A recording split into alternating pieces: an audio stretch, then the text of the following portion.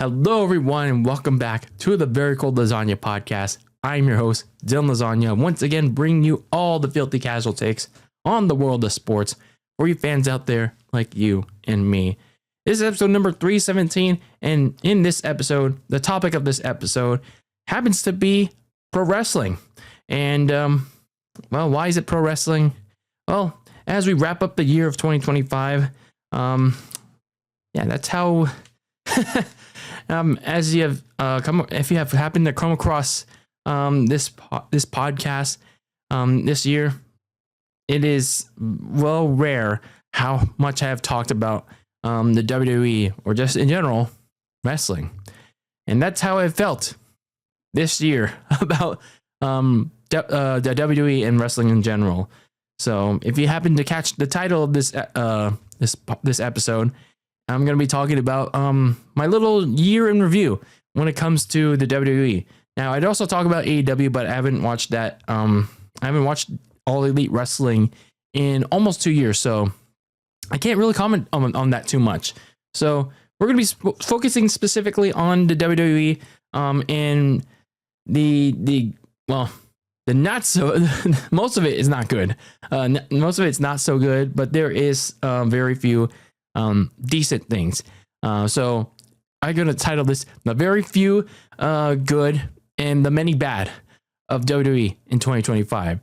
So yeah, buckle up, everyone. Buckle up, all you wrestling fans and the all the certain content creators out there, because you're going to be in for a doozy for this this episode. So yeah, buckle up as we get started here. So yeah, by the time this comes out, it's gonna be on New Year's Eve. As we hit 2026, I'm not really much as of a New Year's person as I once was. Celebration of New Year's Eve. Sorry, it's just not my cup of tea as I once did. Maybe it still is for some of you, but as we dawn on another new year, it's just not as celebratory as it once was. But hey, it is what it is. But if it is for you, then that's fine. But when it comes to the topic at hand, professional wrestling, I've been watching this for what will be next month, my 20th year, almost 20 years. But next month will be my 20th year. Actually, a couple of weeks, mind you.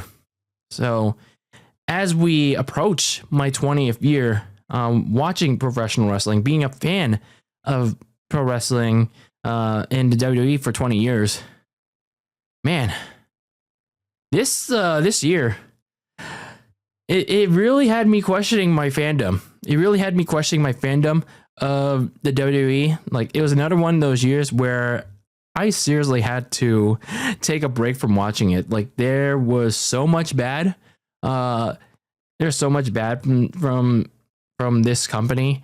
And so little. And I'm not talking about. There are some things that happen behind the scenes, but a lot of it came on screen. A lot of it that I'm going to be talking about is going to be on screen, like the on-screen product. That's mainly what I'm going to be talking about here. So, yeah, I initially was gonna put this out as a threaded tweet on my shadow banned Twitter. Go follow it, by the way, at Very Cold Lasagna, as well as my Instagram. Self promotion, by the way. And I recorded this first go around, but I left out some parts that I initially had in regards to some other things that I left out. So yeah, I put that back in, and I want to do it again. So that being said, before we get into what I think is the many, many bad things about the WWE, and I guess you could translate it as to wrestling as a whole, from my perspective, obviously you might find a lot of things good and a couple things bad. That's your prerogative. But from my point of view, from my opinions, from what I saw throughout 2025 alone, this is my point of view, okay? We can agree to disagree, whether it's in the comments on YouTube, in the DMs, on my socials, the posts on Instagram, whatever it is, we can agree to disagree. We can have a conversation about it on on this topic, you name it. Okay. But this is just my opinions. Okay.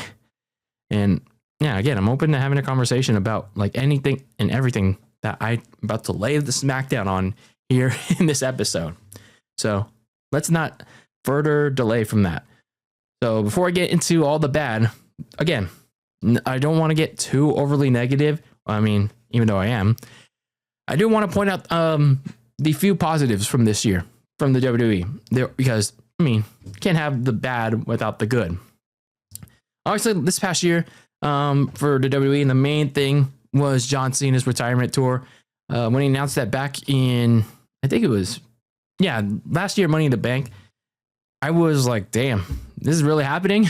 This is really happening. And then fast forward 5 to 6 months later, we were already there in the flash of a pan. And yeah, the retirement tour kicked off.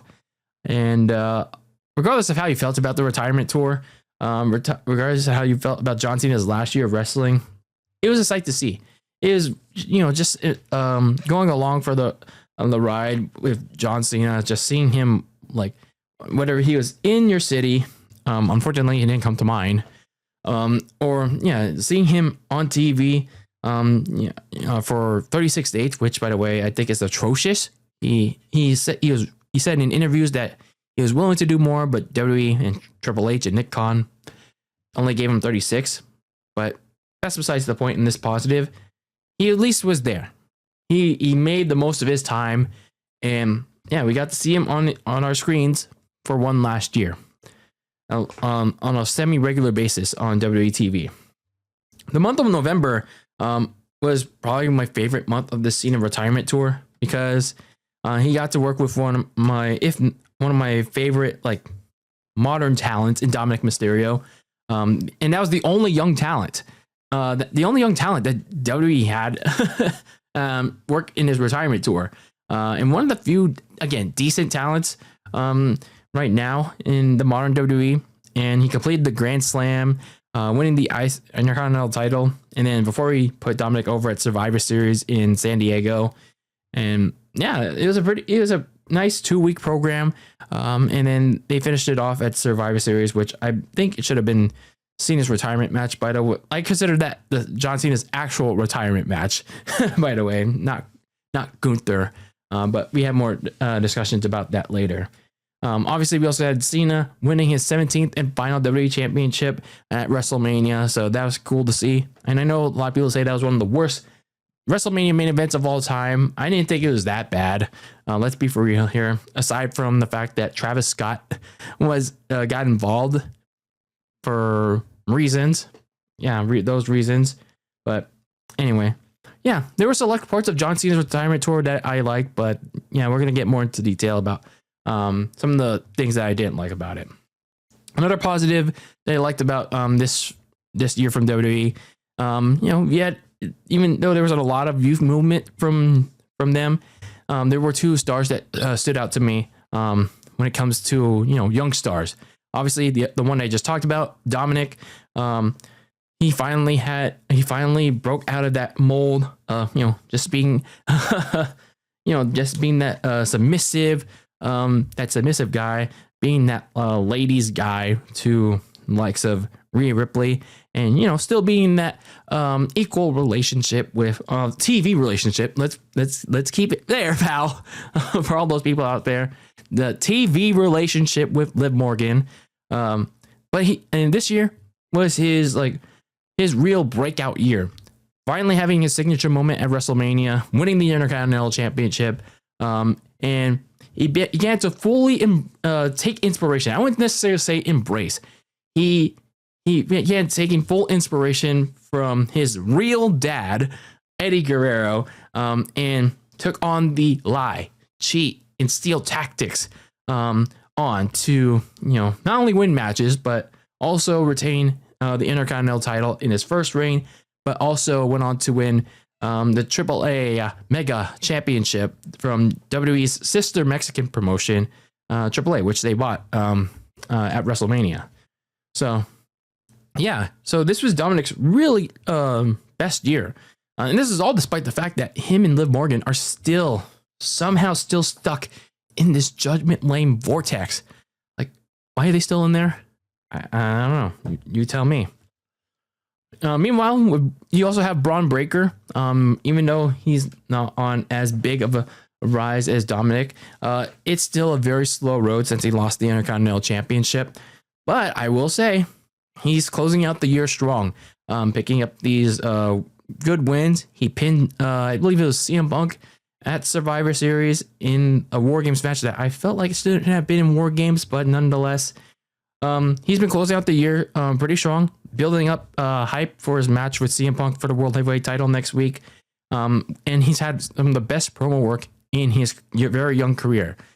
I don't know if I expect Braun Breaker to get that World Heavyweight title from Punk next week because of either stupid Triple H booking, maybe it might be too early for him to get it, or they might have something else lined up for the World Heavyweight title, whether it's with Punk, Braun Breaker, or somebody else. But I'm hoping that he shows out in that match next week against CM Punk. And then we have Joe Hendry signing with WWE. If you say his name, then he appears. Yeah. For those that don't know, Joe Hendry, will now be saying his name a lot more often on main WWE TV. He did appear here and there in NXT for about a year with the NXT-TNA partnership that was happening that's still going on. And he got a big spotlight at this year's Royal Rumble and WrestleMania. So, yeah, they got some eyeballs for both NXT and TNA. Now that he's fully signed to WWE, and it's presumed that he's going on to SmackDown, I suppose. Yeah, last week he had a fun Christmas street fight with The Miz and a fun segment with Miz, R-Truth, and Otis. Yeah, he can really show off his character to a bigger audience on the main roster. I just hope he can evolve his character though, rather than just relying on the meme, the "We Believe" meme. Because I'd rather not that get forced down people's throat. And he does have some good past work from the indies. If you go look it up, he's at a lot. He can really play into his opponents with parody songs that isn't just the "I Believe in Joe Hendry" song. So yeah, really he can really incorporate those his past work from the indies. So yeah, do something like that. And another positive that I'd like to bring up is a certain women's wrestler that I've kind of dragged on in the last year, and that's Rhea Ripley. Rhea Ripley, yes, she's very popular, probably arguably the most popular women's wrestler in both the IWC, the internet wrestling community for those not in the know, and in live arena crowds. Whenever "This Is My Brutality" hits. So yes, she's probably arguably the most popular in around the internet wrestling community, live arena crowds, wrestling in general. But the problem was that I've had with with Rhea Ripley, I don't necessarily say herself, but it was Triple H just forcing her down people's throats in the world championship scene for almost 2 years, with mostly unmemorable title matches, no character development. She was way too OP, overpowered in the lead up to said matches. And even if she wasn't OP, the build up itself was nothing to remember about, other than the SummerSlam match that she had with Liv, almost a year ago. But yeah, I will say, this past year though, after SummerSlam in Jersey, I guess both of them decided to make a change. Maybe Rhea Ripley herself decided to go to Triple H to say, "Hey, let's make a change, Xfinity oil change." No, I'm sorry. I hear that a lot when I watch Giants broadcasts. San Francisco Giants, by the way. But anyway, I guess she decided to make a change and go down to the tag team division with Io Sky. So they started up a feud with the Kabuki Warriors, Asuka and Kairi Sane. Well, I do find the team very weird in weird ways, and I'm not going to get into those weird fantasy-ish ways. I will say it's refreshing. It's refreshing to see, and it's lowering the complaints from a lot of people in the IWC, and at least it has not yet made its way to the live. It did. I'm not sure if it made its way to the live fans, but it would have eventually made its way to the live fans had she stayed in the world title scene for, I'd say, up to this point in time. So, and also it would have given them the opportunity to, for Triple H to, evolve her character, but unfortunately that hasn't happened yet. But hey, progress, right? Progress. So now that I've gotten the positives out of the way, now here comes the fun part, the bad stuff. Remember how I said the title of this podcast episode was the very few good of the WWE? Well, now here comes the second part, the many bad. So for all the people that are listening to this, whether you're a diehard WWE fan or the oh so certain content creators that are paid to do all those weekly wrestling hot takes, try to white knight WWE, and give some not so great and some light stuff on WWE. Then, well, I'm about to go off the rails on this one because there was so much bad with this year in the WWE, and it pretty much highlighted. There was so much bad last year too, but oh my god, this year really took the cake. Really took the cake over last year because this year was awful, and it all started back in January. 1 week to today. Next week to, I don't know what's the right saying, but almost a year ago next week, it started with the Raw Netflix debut. It just felt like a big advertisement, a big real life advertisement to the Netflix executives. Like, dude, did they not remember that they were supposed to put on a show, a kayfabe show? Like, it was like a real life TV show. They were breaking kayfabe a lot through that show. Like, The Rock was out there, like addressing the fans as if he was Dwayne Johnson and not The Rock.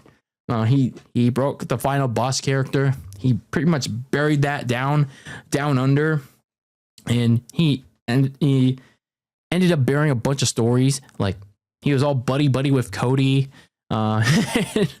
He ended up He ended up embracing a Roman, which, that part was fine.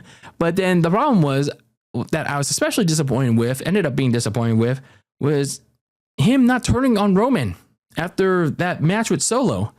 Like, I was waiting for that part.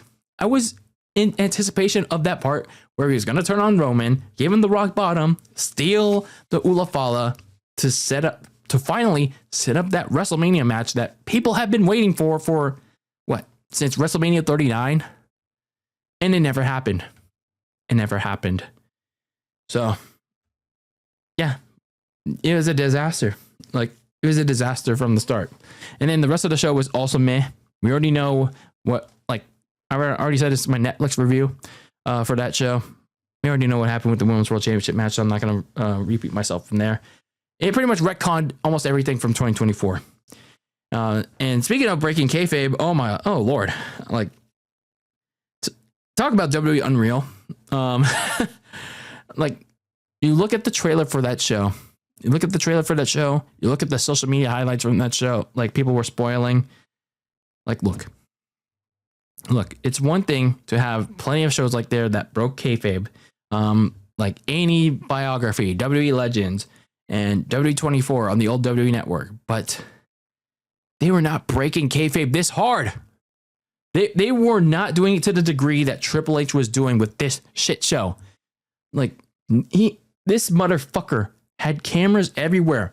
he was actively taking people towards the creative process, which wasn't really much, by the way. It was just literally 6 people. It was 6 people in a room with like whiteboards everywhere, which they didn't even do, by the way, which they didn't even they barely used them, by the way. You had Michael Hayes on a Zoom call, suggesting, hey, what about Jey Uso in the Royal Rumble instead of CM Punk or John Cena? And then you had pretty much everyone in the backstage area, rather than mentally preparing for matches, they were just taking selfies. They were just doing TikToks. So, yeah, they were all being buddy-buddy for each other. I mean, nothing wrong being buddy-buddy, but in preparation for your matches, that's when it needs to stop. You need to, they should be treating this like the NFL. You have to be mentally locked in when it's your time on the card to go. But no, it's not like that. It's not like that. So again, this is not like any biography, WWE Legends or WWE24. This is actually legit breaking kayfabe. And I know kayfabe has been dead for a long while, but holy crap! Can we keep at least a somewhat degree of sports entertainment here? And then SmackDown. I think we can all be in agreement with this one.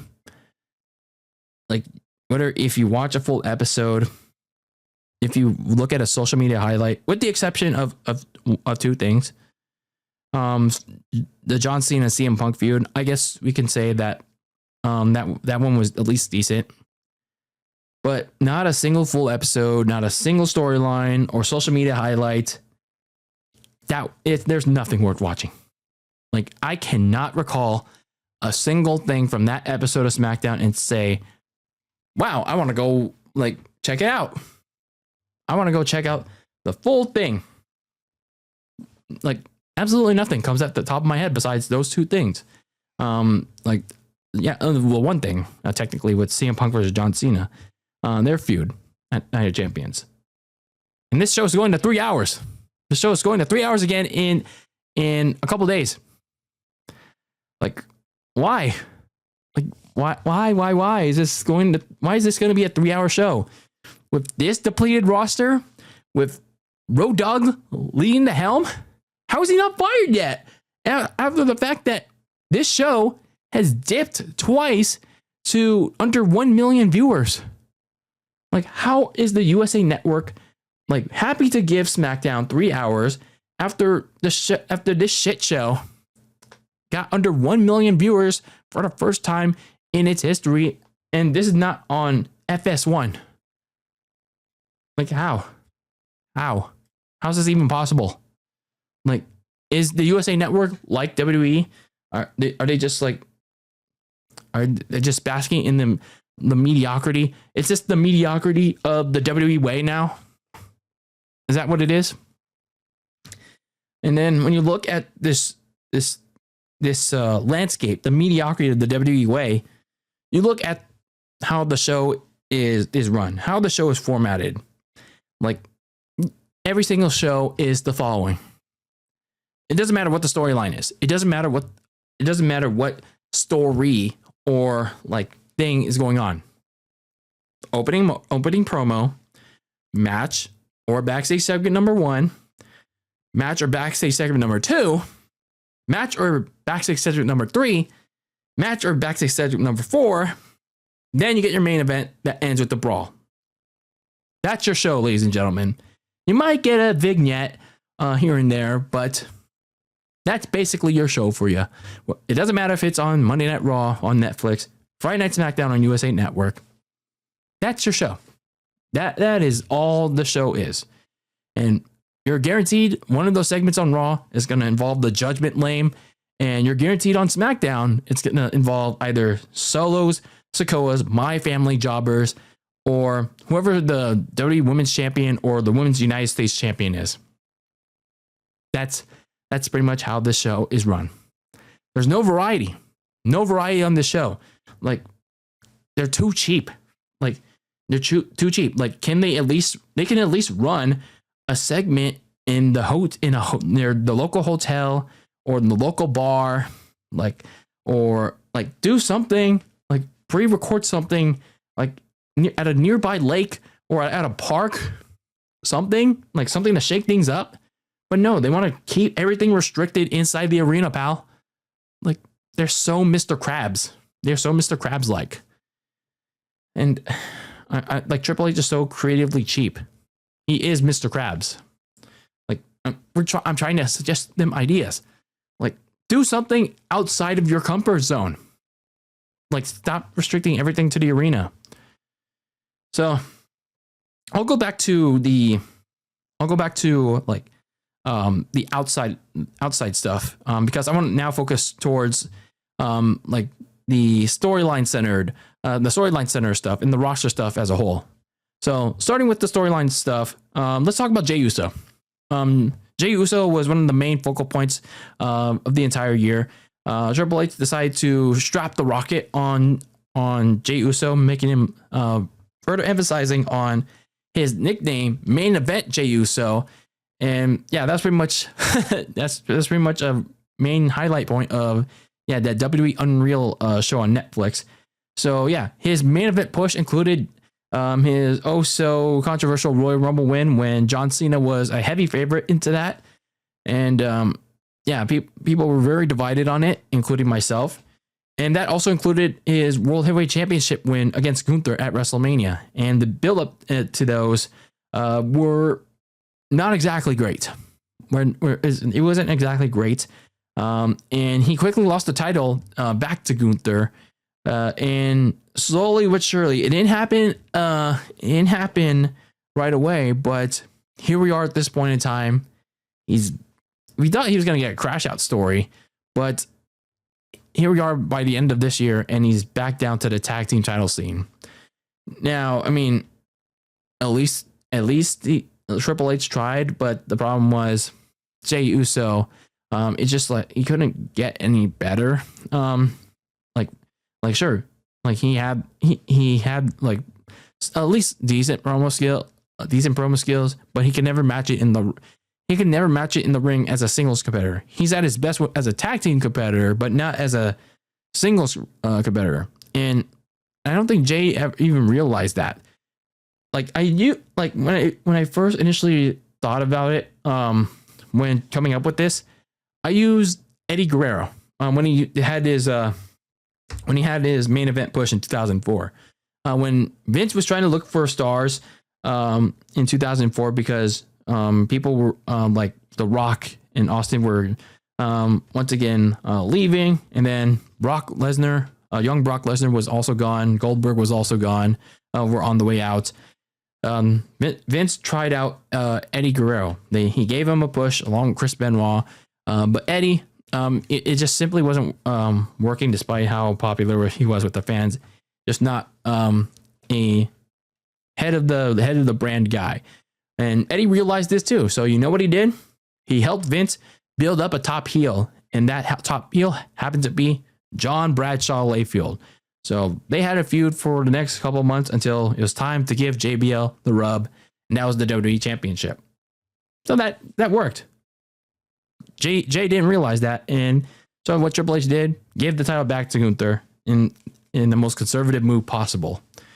So yeah.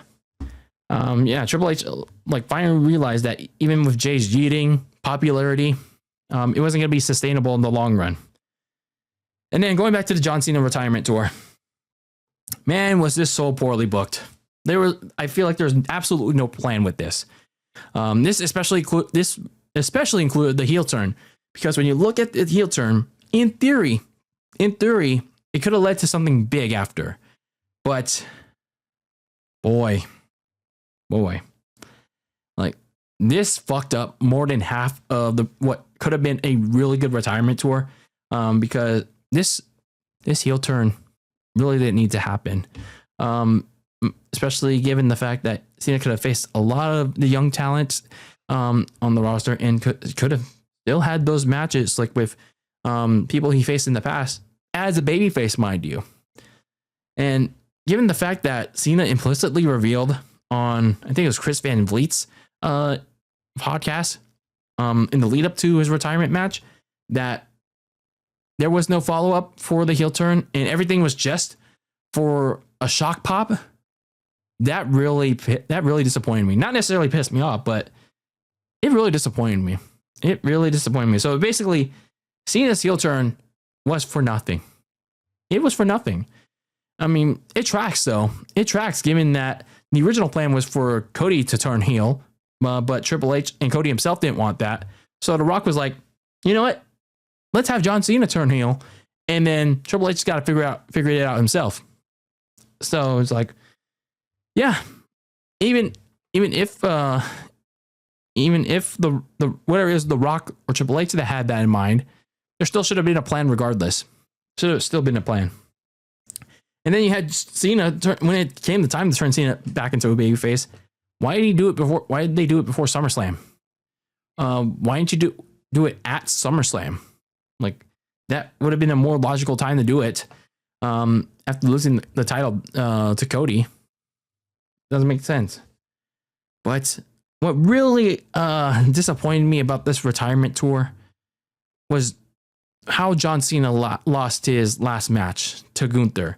And I still didn't like the idea of a tournament deciding Cena's last opponent because, come on, this is John Cena's final match and we're deciding his final opponent in a tournament. Really? I mean, if we all knew the last opponent was going to be Gunther, why not just build a storyline around it? Like, seriously. But anyway, like I didn't have any. I would have wanted. I wanted John Cena to win his last match, but I also didn't have a problem with Gunther winning it either. But I had a serious problem with how Gunther won. I talked about it in my review of John Cena's last match a couple weeks ago here on the pod. I had serious issues with John Cena smiling on his way to the tap out.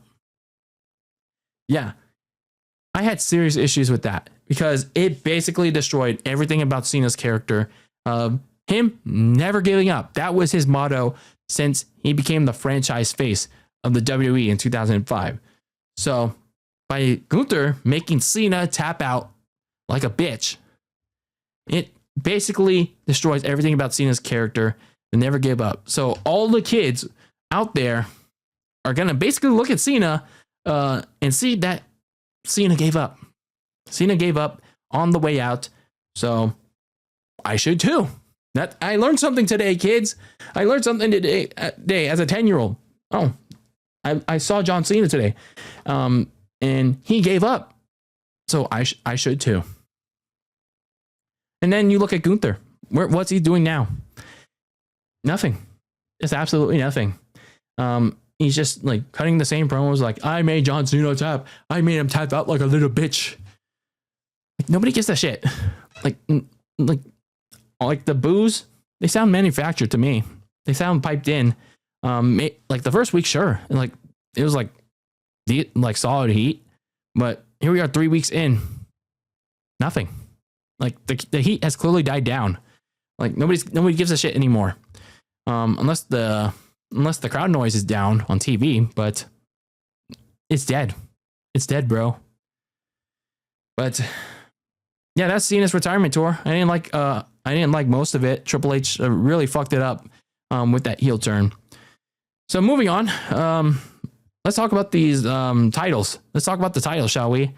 Starting with the women's titles, the mid-card women's titles. Not the women's tag team titles. I'm specifically talking about the brand new titles that are going to turn 1 year old in 2 weeks. The Intercontinental and United States Championships.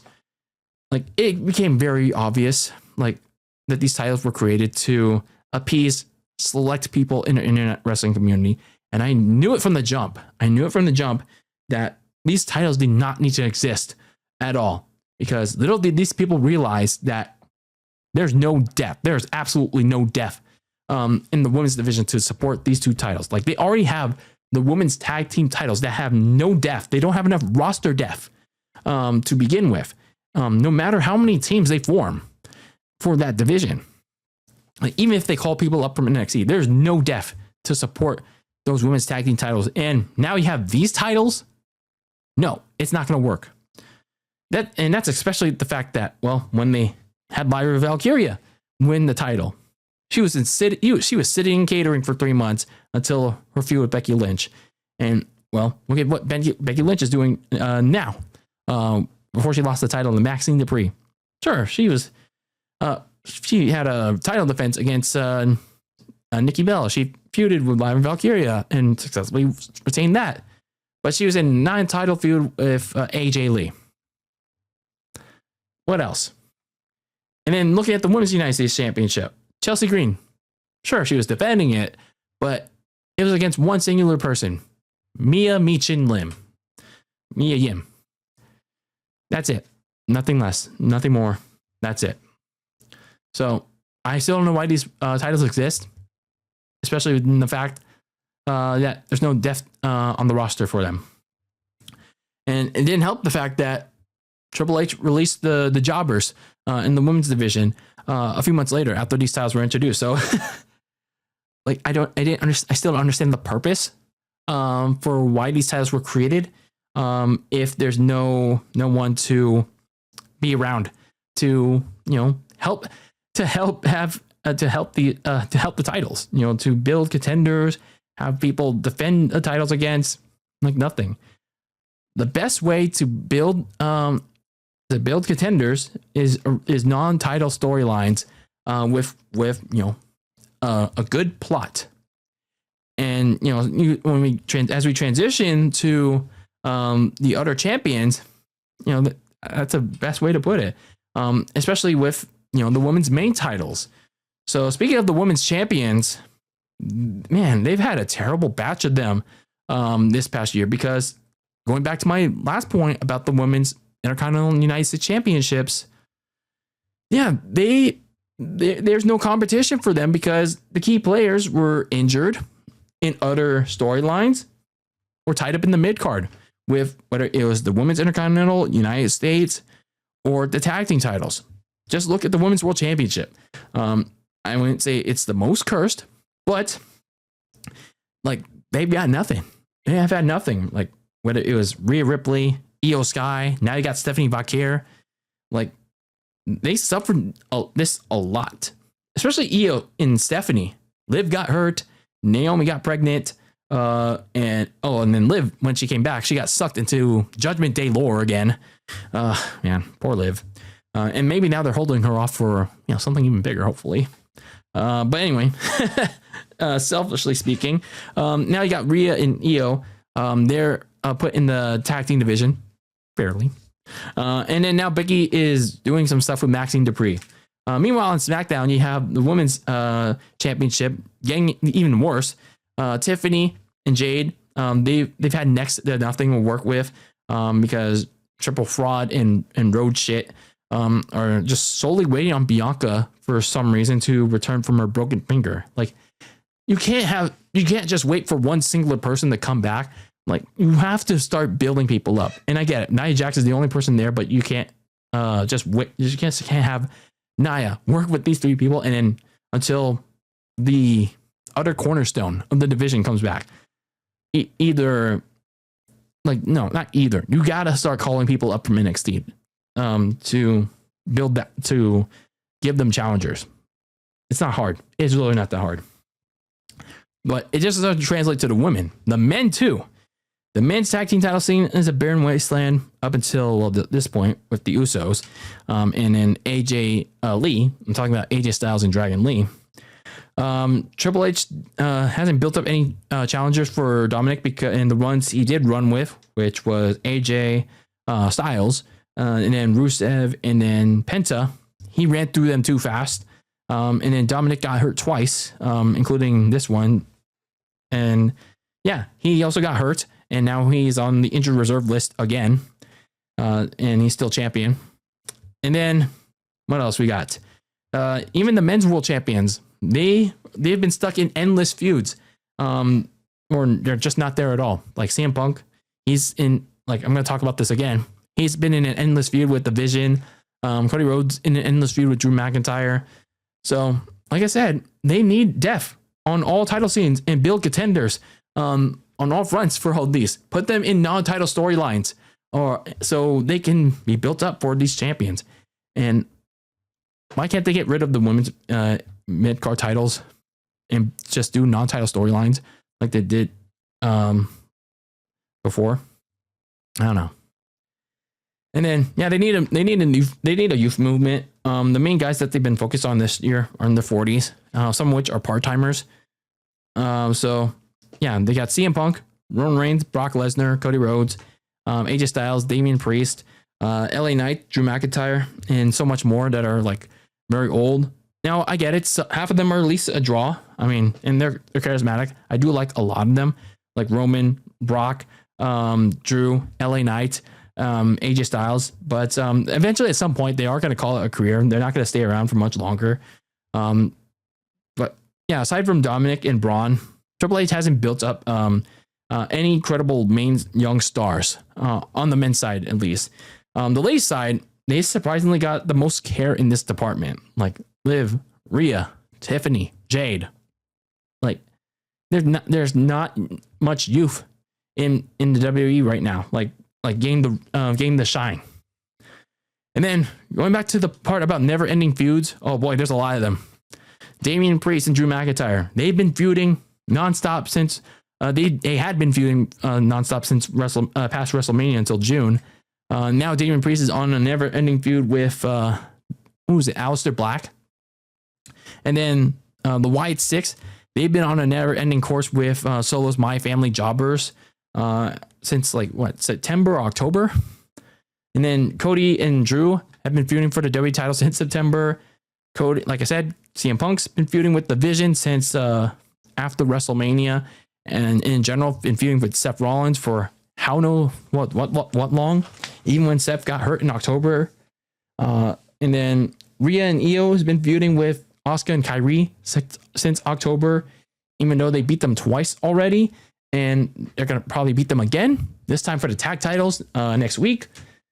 So what I'm trying to say with this part, this negative, is that Triple H just never learns when a feud has run its course. He never knows when it's gonna end, when it needs to end, and especially when a heel and the face are gonna get boring to the audience, especially when the heel loses its credibility.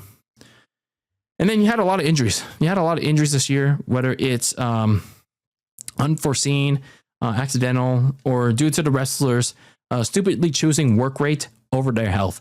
Some of the accidental ones are like Liv and Dom hurting their shoulders on freak accidents, which apparently for Liv, it affected the entire Women's Evolution pay-per-view back in July.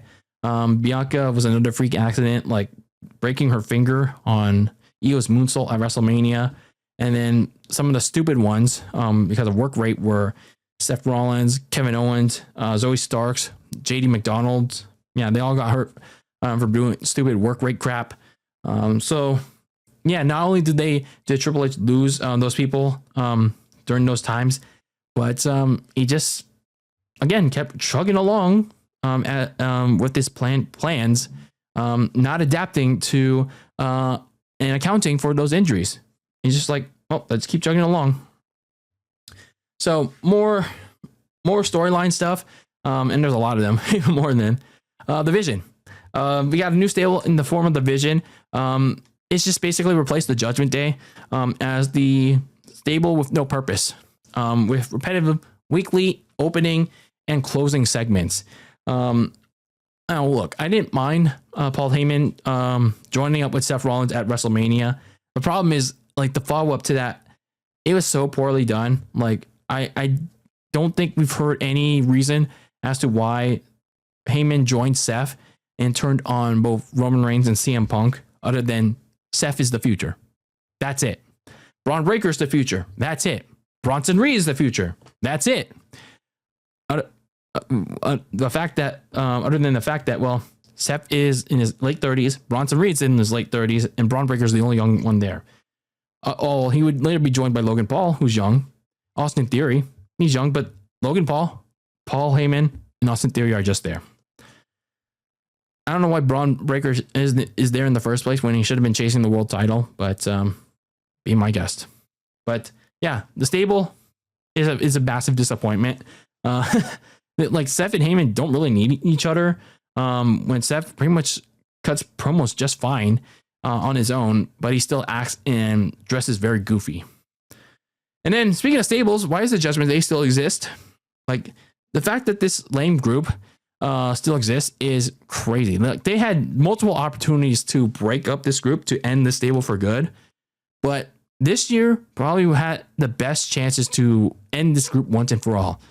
Like that was when Dominic won the Intercontinental Championship at WrestleMania, but probably the biggest chance that they had was when Liv got hurt in June. So yeah, that injury specifically was a grand opening for this. But of course, Triple H has stick to the game plan. Like, no, this injury's not gonna deter me, pal. So I don't know why. Like, what should have happened was, when Liv got hurt, Dom said, "Oh, I'm gonna miss my Margarita." Finn, as I believe what was happening was, he was trying to integrate Roxanne Perez into the Judgment Day. Raquel was like not having it. And then she eventually gave Roxanne the women's tag team title. That's when Finn should have started brainwashing Raquel into making her comfortable with Roxanne, which eventually happened, by the way. And then once they got comfortable, and then when the time was right, that's when everybody should have turned on Dominic, whether it was at SummerSlam or after that. Yeah, turn on Dominic before Liv got back. That's what should have happened. But no, like that didn't happen. Like waiting around doesn't do anyone good. And whenever we get this payoff, it's not going to be as hot as what it could have been earlier. So now, like we're just still in waiting. We're still in waiting again because Dom and JD McDonuts are injured again. And now we're just we're still waiting on our hands because now we're just doing stuff with the women on the Judgment Day side. And another stupid decision on the creative side was, why did they add Io Sky to the Women's World Title match at WrestleMania? Like they had a big layup. They had a layup for the Women's World Title match at WrestleMania, which it wasn't my cup of tea. Rhea Ripley versus Bianca Belair. Like Triple H already booked Bianca to win the Elimination Chamber. It was even on the whiteboard in WWE Unreal. Like what? Did Michael Hayes tell Triple H to do that, to have Io be inserted there too? Or did Papa H feel better along with Rhea herself that Io was not going to be on the Mania card? Yeah, like Triple H, he could have just gotten Rhea versus Bianca done and over with at Mania, but no. Now I have to keep hearing on Twitter that that Rhea versus Bianca at Mania needs to happen. Like, is this the match that needs to happen at WrestleMania? I'm like, oh my god, like this should have happened already at WrestleMania, so I can be done hearing about this discourse. But no, Triple H, like he just had to insert Io Sky into this match unnecessarily at Mania 41, and this was a month out for Mania 41. And then a few more things. I know that there's a lengthy list of it. R-Truth got released to fan and locker room backlash. He got brought back, but not too much. Goldberg, he retired back in July, but he got defeated by Goldberg. And then when he was having his retirement speech, he got the retirement speech cut off by Triple H. Oh man, what a petty asshole. You also saw LA Knight, Randy Orton, and Drew McIntyre. They were poorly booked this year. Like, I don't know why. I don't know why they were.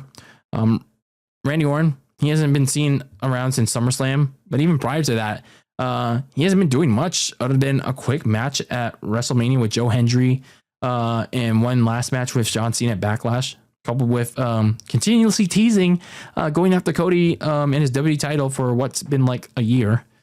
But LA Knight and Drew McIntyre probably been the most fucked over by Triple H this year plus. Drew McIntyre has been like getting scraps, man. He had his Bloodline Hunter story scrapped at the Netflix premiere. Had a never-ending story with Damian Priest until June, and he's lost countless WWE title matches to Cody Rhodes. And now he has another one in next week or so in Berlin, the 3 Stages of Hell match. I really want him to win that one. So, yeah, he can get the WWE title back in front of people, and he can have a somewhat decent reign. And maybe he holds it till WrestleMania. But, yeah, I really don't want him to lose a third. I don't know if this is third or match. So I just want him to win this one finally, because Cody Rhodes' title reign is not doing it for me. So LA Knight. LA Knight has been, again, fucked over by Triple H. Like, I don't know why people keep saying, oh, this is going to be LA Knight's 2026. It's finally going to be LA Knight that finally gets to win the Royal Rumble, gets to win Money in the Bank, gets to win the Elimination Chamber, gets to have his WrestleMania moment.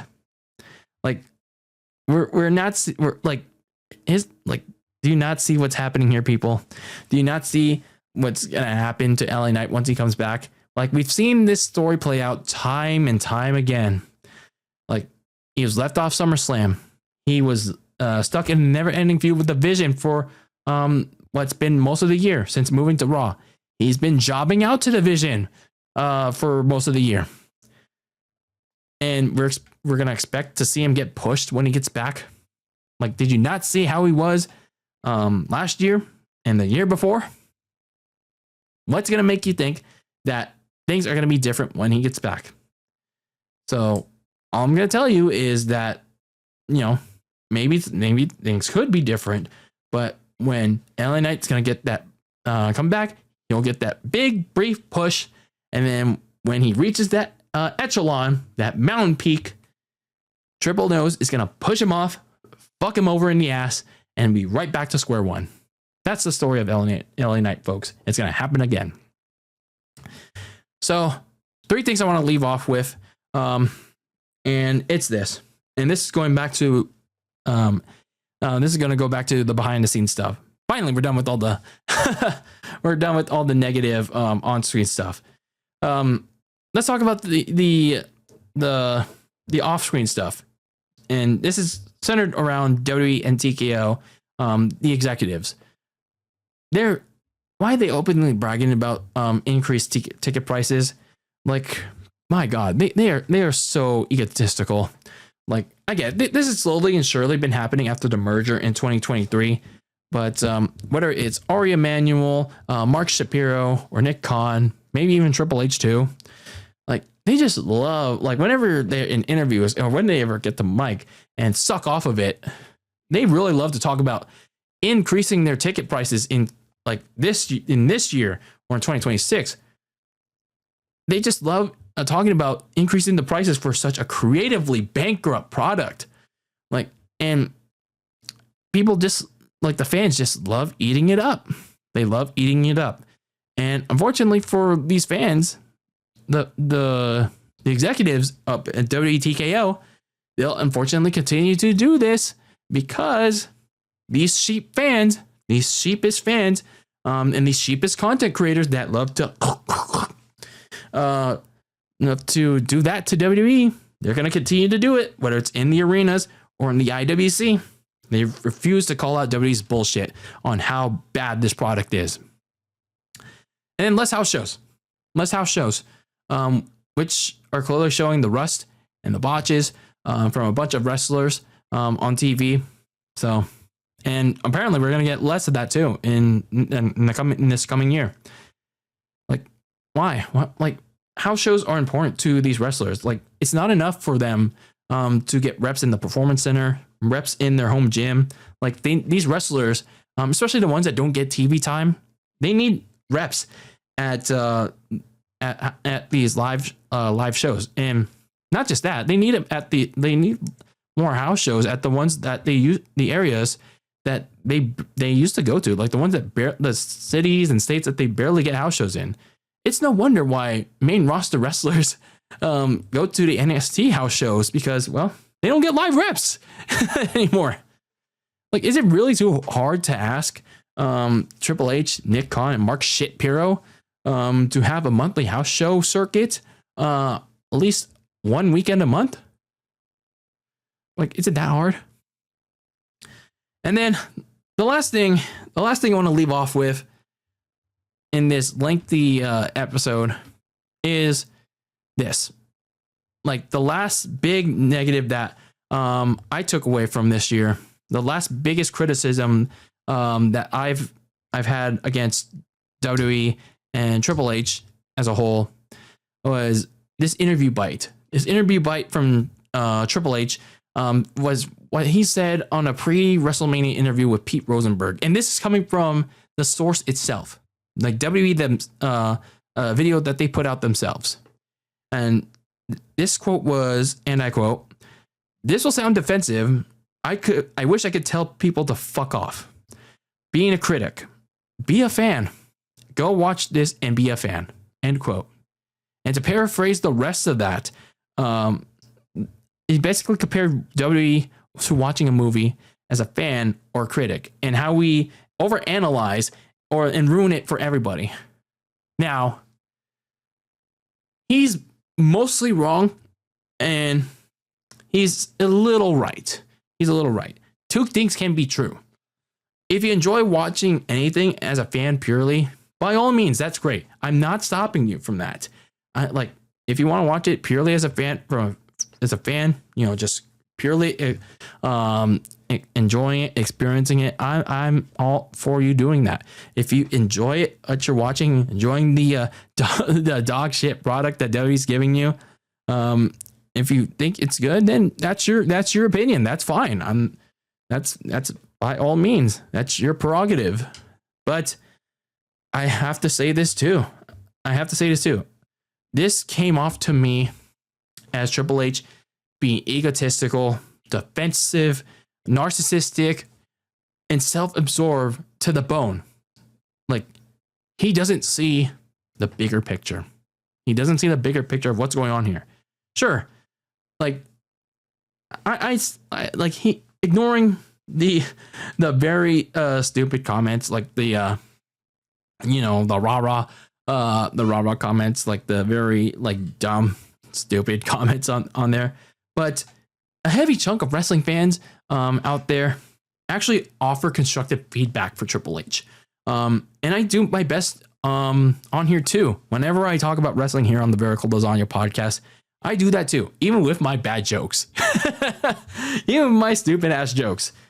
But yet he decides to group those fans like me with, and generalizes that as the ones to go fuck themselves. So this pretty much goes back to everything that I said in this episode. I've had issues with Triple H's booking this year and probably going back to last year. And well, yeah, pretty much everything as a whole. He refuses to call audibles whenever something unplanned happens, and he refuses to take feedback. Like, it just has to go perfectly as he planned it and nothing else. Like, he doesn't give a shit. Like, the fans are trying to help you, man. Like, I get it. If it's some fans just putting out like dumb shit out there, like giving you dumb comments, like I don't know what's a dumb comment out there, then that's fine. But if something is actually trying to actively help you, actively trying to give you something constructive, take that and try to think about it. Like, I don't know what Triple H wants here. Like, I don't know what goes in Triple H's egotistical mindset. Like, he just brushes off fans, especially at the Survivor Series, post show. Oh no, that's the Survivor Series post show. The after John Cena's last match, he was just like, "Oh, you guys are all like, eh." So, yeah, he just thinks of us as a stupid ass fan base. Like, even the constructive people on here, he just generalizes us as a stupid ass fan base. And you know what that makes for? An idiotic, stale, complacent product that is clearly spread out throughout the locker room. They're idiotic, stale, and complacent. And not all of them, but most of them. And Nick Khan has openly stated this too, in separate interviews, although not to the degree that Triple H has, in that WrestleMania interview, pre-WrestleMania interview. So at the end of the day, what I'm trying to tell you all is, in this episode, as we head into 2026, in the state of WWE, in the state of pro wrestling that it is, everything at WWE and TKO right now, everyone that is, they can brag all they want. They can brag all they want about record gates, ticket sales, the Netflix and ESPN deal, which, by the way, it's so weird that they have that ESPN deal, by the way, like when, they still have Peacock, but it is what it is. But they can brag about that all they want, but because they have no star power left, like John Cena was the last big megastar that they have, and that's it. There's no more. Like there's no megastar left. Like, I mean, Roman Reigns is there left, but he's on a very part-time basis. Brock Lesnar's a special attraction that's on a limited part-time basis, and that's it. That's all you got left. So what's there to look forward to? And when I look at these shows, like, everyone will claim that, oh, it's sold out. When I look at that TV, I see a lot of blacked out sections out there. And once these people eventually see through all this, and I'm not saying this to be negative, even though when you listen to this, it's being very negative. I'm just trying to be honest with y'all. Once these people eventually stop attending shows, stop buying merch, stop going to meet and greets and all that, it's because of TKO's stupidity. And I bet you WWE and TKO are going to still be putting out stupid stuff throughout 2026. 2025 exposed all that. They were doing stupid stuff in this past year. And again, with all the lack of star power, and if they continue to do more stupid stuff this coming year in 2026, then the dam is going to slowly continue to crack on them. And I wouldn't be surprised. So, yeah, let me know your favorite positive things that happened in the WWE or just in wrestling in general in 2025, and any like bad things that happened. Hopefully, like maybe for you, there were a lot less than mine, a lot less negatives than I had in 2025. Again, when we look at these, things in 2025 for wrestling, I'll be honest with you. It's been very slow for me. I haven't watched wrestling all that much, mainly just I'll scroll through them on social media. I'm not very versed, but I do, what I've talked about here is what I've saw on social media. Nothing more, nothing less. So yeah, let me know your thoughts on your favorite WWE wrestling moments in 2025, or not so favorite moments. Leave them down in the comments below, or go on my socials at Very Cold Lasagna on Twitter and Instagram at Very Cold Lasagna. But that's going to do it for this episode. I have been your host, Dylan Lasagna. This is episode number 317 of this icy yet spicy podcast. And, well, for all those of you celebrating New Year's, Happy New Year to you all. And keep the lasagna very cold in the fridge with your filthy casual takes on the world of sports. And I'll see you on the other side of the new year in 2026. But until that time comes again, when we see each other on the other side, peace out.